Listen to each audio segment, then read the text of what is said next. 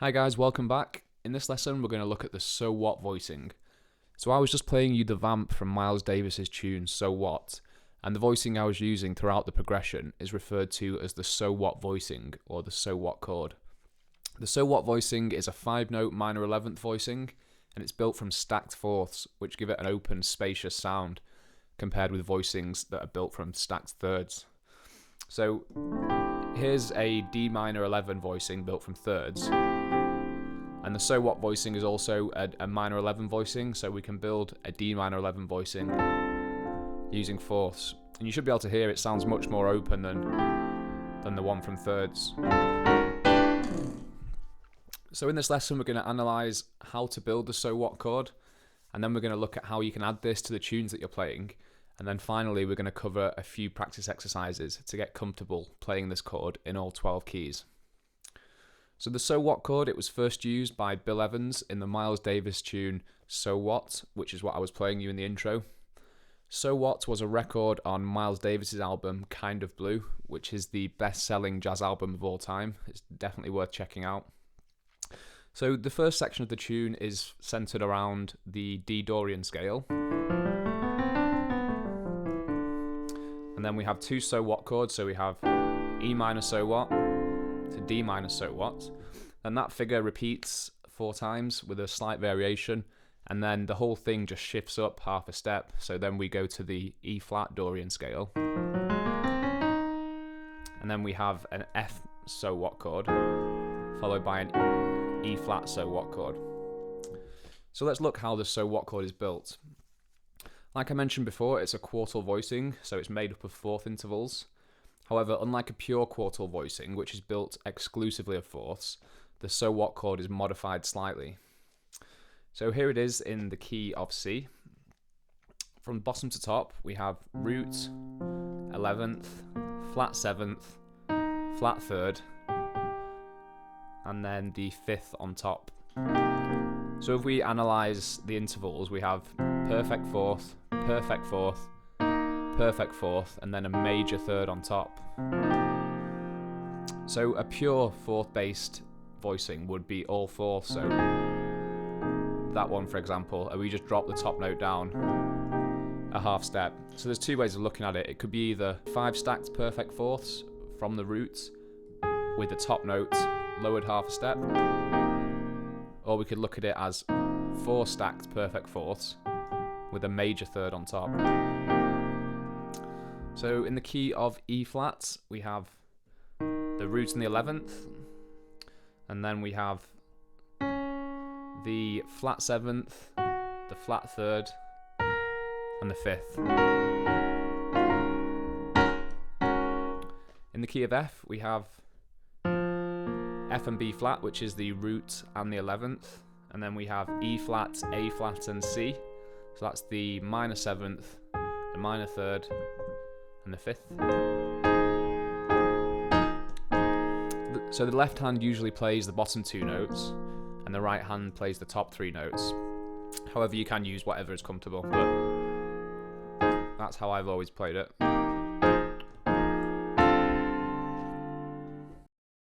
Right, so when can you use So What chords? In particular, look out for minor 7th chords with the 5th in the melody. So the 5th is the highest note in the voicing, so the chord will work very well. Here's the first 7 bars of the jazz standard My Foolish Heart. Let's look through the chords and see if we can spot any opportunities to add the So What voicing. So first of all, we're going to want to look out for minor 7th chords. I can see 5 of them. Here they are. So the first one is a D minor 7 chord, and we have G in the melody. So if we run up the D minor scale, 1, 2, 3, 4. So G is the 4th of D minor. Remember, we're looking for the 5th. So it's not going to work there. At the end of the first line, we have a C minor 7 chord with G in the melody again. If we run up the C minor scale, 1, 2, 3, 4, 5. So G is the 5th of C minor. So we can use the So What voicing there. Moving on to the second line, we have another D minor 7 chord, but this time we have A in the melody. So A is the 1, 2, 3, 4, 5, the 5th in D minor. So that means we can use the So What chord there. Then the next minor chord is a G minor 7.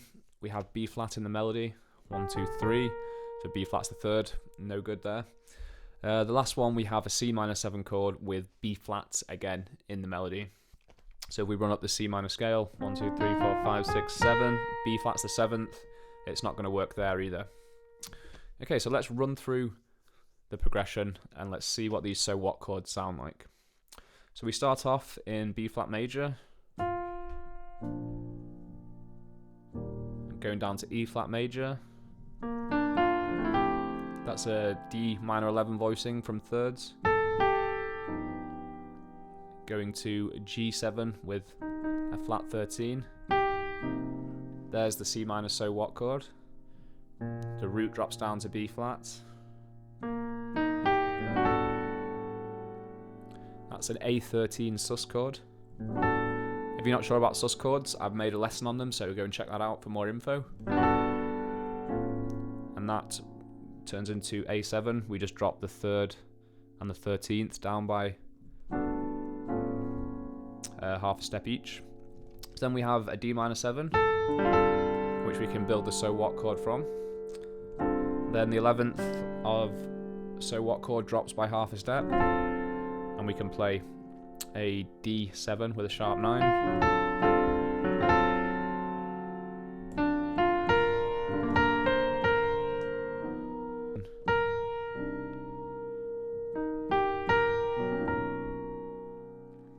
And then finishing C minor 7 to a B major sharp 11 chord. We can also use so what chords for reharmonization. So here's the opening 7 bars of My Foolish Heart again, and we're going to reharmonize part of the progression using so what chords. So at the end of the first line we have a C minor 7 chord, and the melody arpeggiates up the first, or the root, flat 3rd and the 5th of a C minor. It's basically a C minor triad. So we can build a so what chord under each note of the melody and reharmonize that section of the progression. So reharmonization is where you change the harmony. So let's see what this sounds like.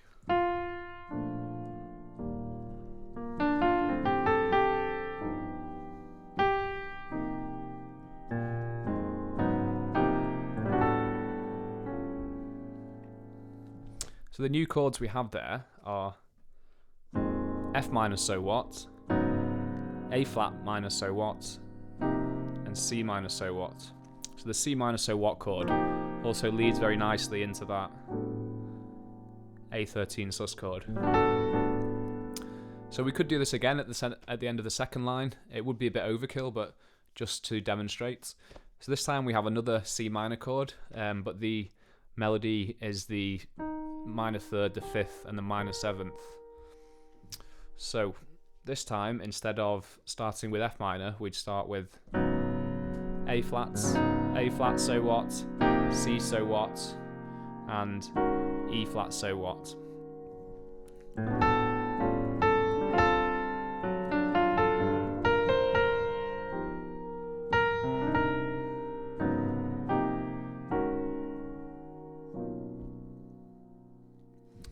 So the trick to reharmonizing with so what chords is to make sure that the top note of the so what chord is the melody note.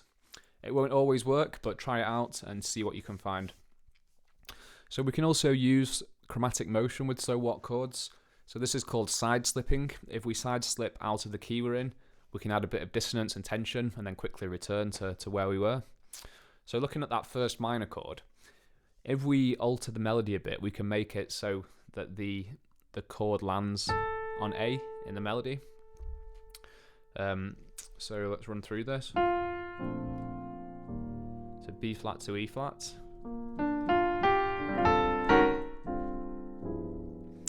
So what did I do there?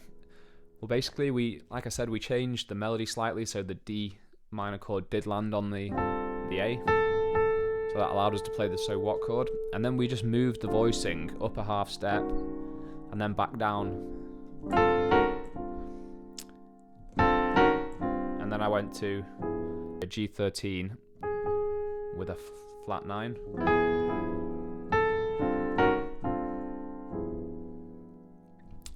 So side slipping has an interesting sound to it. It can be done with any chord type, not just so what chords.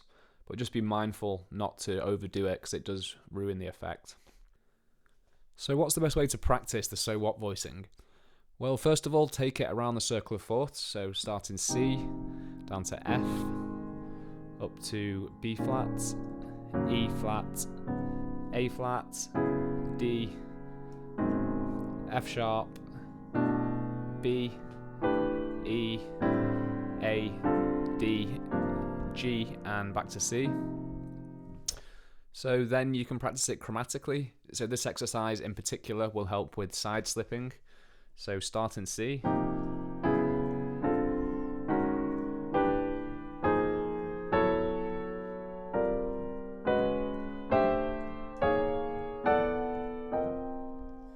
So that exercise will get you used to the different neighbour so what chords. After you've done that, just flick through your fake book and look out for minor chords that have the fifth in the melody. Also look out for minor chords where the melody arpeggiates upwards, and try slotting in the so what chords underneath there.